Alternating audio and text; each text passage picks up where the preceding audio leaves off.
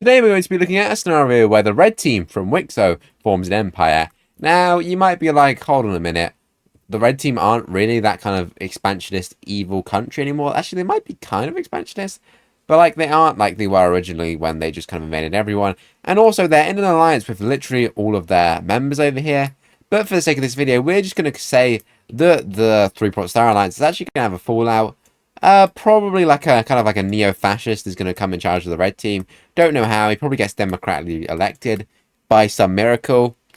Basically, the backstory is there's now some like expansionist evil guy in power, and this is kind of going to lead to a split between the red team and the blue team, as the blue team, which is very democratic, calls out the red team and is like, hey, you can't be doing this. And we go ahead and see that the blue team will officially kind of split the alliance, like so, and the people supporting him are the countries over in Anatolia, while we see that the country supporting the red team is this kind of Omani country, the Palestine country. And finally up here, we actually see that the Caucasus will actually not choose to join any side. They were helped a lot by both sides in this war, and they don't really want to be involved in any big war that's going to break out, so they will obviously go ahead and abstain. But there we go. We see that the Middle East is preparing for a huge war, and who will go ahead and begin this war? Well, if you couldn't guess, it'll be the red team, as the red team launches a swift invasion into Anatolia, quickly managing to take this capital city. They also go ahead and take this major city up here. Well, they also push in to the kind of, I don't even know what color this is, tealish team over here. Mainly kind of secure this major city, while also capturing this one. Over down here, we see that the blue team are pushing up, and they are doing very well. We also see the blue team is very effective in invading into the desert up over here, as they have basically kind of pushed this pink country all the way back to their kind of core territory over here. Which, fun fact, this is like the worst place to live in the country. Like, this is terrible. Like, this whole place is terrible. Like, more people should probably live in this country than in this entire country over here.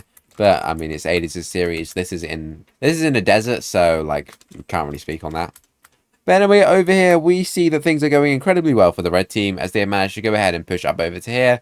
And they are now beginning the encirclement and siege of this major city, which is their capital. Over here, however, blue team forces will be sent in and they will beat the red team forces. They're much more trained for the Arabian desert. And eventually, blue team forces will begin nearing the very, like, big populous area of the red team. And they'll begin taking a few cities in the kind of, like, outer metropolitan region. This quickly leads to Mesopotamia withdrawing a lot of its forces, allowing the release of this major city. But with these new forces, they will slam into the blue team, doing very well. Well, down here, a decisive counterattack made by the pink team will allow them to retake their kind of UAE lands and push back over here. And now, the world's reaction to this is interesting because, you know, these guys are forbidden from uniting, but they're not forbidden from fighting each other. It's just nobody really thought they would ever fight each other. So that's interesting. Things will then start to shift in the favour of the red team as they manage to decisively crush this teal team over here, which surrenders. And a few months later, they will manage to break through the front lines of this kind of blue country. I don't know what colour that country that was, actually. And they will successfully have wiped out Anatolia. And with that, they can mainly focus their forces on the blue team, which is a good thing, as the blue team have advanced quite far up over here and now look something a bit like this, catching this country by the surprise, and they will quickly move their advanced forces in, capturing the entire south of this country. Likewise, they have also almost taken all of the pink team, other than this tiny little segment over here. But now the entirety of the red team forces will now slam straight into the blue team. The losses are very heavy, but the red team definitely has a lot more people than the blue team, and has a lot more men. And these men will just kind of overpower the blue team forces.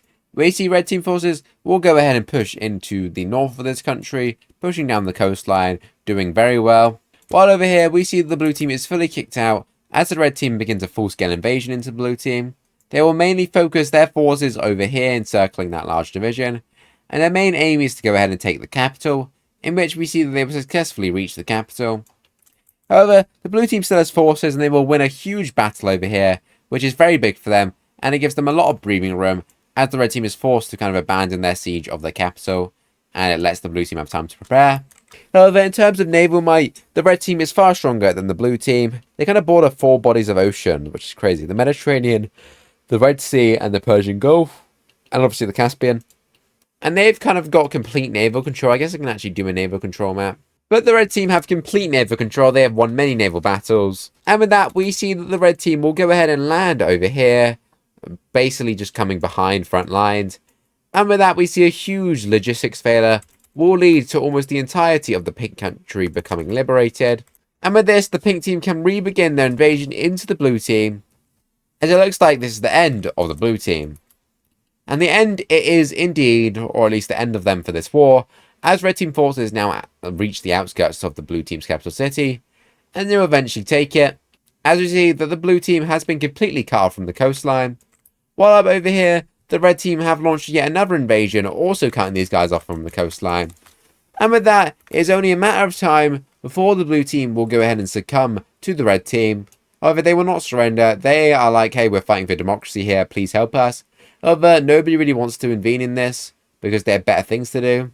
Like, deal with the aliens coming. But nonetheless, we see that the red team will slowly but surely win this war.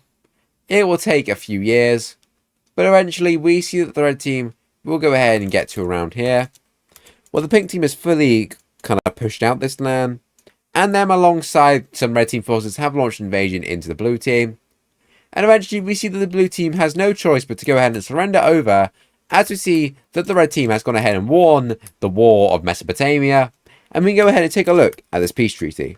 And taking a look at this peace treaty, we can see that the red team is now ginormous. They have taken over all of the Anatolian countries and like the northern part of the blue team. The blue team also lost some land over here to the UAE country, as the blue team has been heavily crippled and are now, decently weak. And the red team is going to go ahead and continue on their, imperial ambitions. And the next country they're going to be invading is a country that, probably should have drawn the war against them, and that is Caucasia, as the red team quickly moves their troops into Caucasia, taking their capital. And Caucasia has been kind of ravaged from the Russo-Mesopotamian War not long ago because of all the troops in it. So we see the Mesopotamia will have basically no trouble launching invasions here. They will win all the naval kind of superiority, which allows them to go ahead and launch naval invasion from here, as well as up from here. And Mesopotamian forces push in from all sides, as we see that it is kind of over for Caucasia, as all they have is this one major city, which will get further encircled and encircled, until eventually it is going to go ahead and fall. And we can go ahead and take a look at peace treaty. And this peace treaty, we yet again see full annexation, as the red team is on its way to becoming one of the strongest countries. If we look at the power rankings, I got this from the WICSO Discord server, so I don't know, is this actually the right power rankings? North Vietnam, I'm pretty sure that's South China, but they renamed it something. Hibernia, I actually have no idea what the hell Hibernia is. Is that... No, Australia's here. Hold on, let's work it out, guys. We have India, China, Carolina, Morocco, Australia, North Vietnam in quotation marks, Hibernia, which could be the Pacific country, but, would you not call it, the Pacific country? Mesopotamia, Norway, South Africa. So unless Hibernia... is Hibernia meant to be Ireland? Is that what they call it? Because they're probably, don't like the Irish or something. I don't know. But anyway, Mesopotamia here probably needs to be moved up. I'd probably say that they are probably the 5th strongest country in the world now. So probably above Australia. So that's kind of where they're at right now. Once they fully re-assimilate this land, obviously it's former old empire territory, so it's whatever. But once they fully get everything under control, they will probably be top 4 at least. But anyway, we actually see the red team will actually go ahead and betray their ally, as they kind of get into a fallout with the brown Palestine country. And this kind of just shows everyone that the red team will not care if you're a former ally. If you're not useful to them, then you mean nothing, as they will go ahead and wipe out this country. However, at this point, we see that a brand new alliance will go ahead and form, which is aiming to go ahead and combat the red team, which will actually be the Triangle Alliance, which contains all these guys. These guys will go ahead and combat this. Also, I actually hate the color of this Sudan country, because it just kind of looks like the invasion color of the orange team, which is Egypt, which really annoys me. But anyway, the main country that's kind of joined the Triangle Alliance is going to go ahead and be Greece. There is talks of, India joining this, but that's not happening yet, as this is kind of the current coalition we got going on.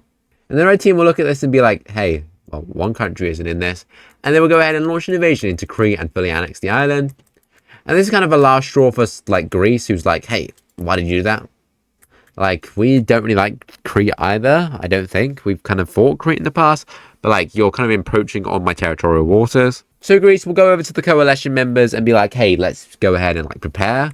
And the coalition members will be like, the red team's not going to attack us, we're united. But when the red team launches an invasion into Egypt, taking the Suez Canal, severely hurting their economy and taking their most populous area up in the north, Egypt has kind of messed up. They should have listened to Greece's warning that, you know, the red team are here and they're kind of threatening.